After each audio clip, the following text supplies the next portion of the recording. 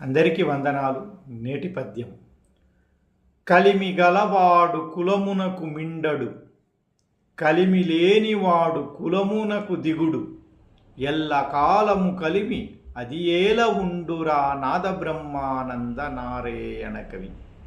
మిత్రులారా, మనం సమాజంలో సహజంగానే డబ్బున్న వాళ్లకు అధిక ప్రాధాన్యత ఇస్తుండడం చూస్తుంటాం. అలానే ఒక కులంలో తీసుకుంటే కూడా అంతా ఒకే కులం వాళ్ళైనా కూడా డబ్బున్న వాళ్లను ఒక మాదిరిగా, డబ్బు లేని వాళ్ళను ఇంకో మాదిరిగా చూడడం కాదు. డబ్బు ఎల్లప్పుడూ ఒక చోట ఎందుకుంటుంది అంటున్నారు కైవారం నారాయణ తాత గారు.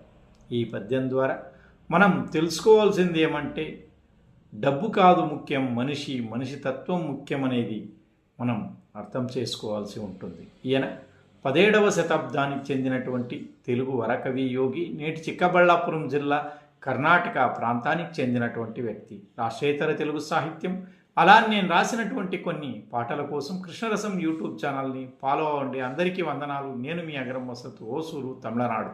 జై తెలుగు తల్లి.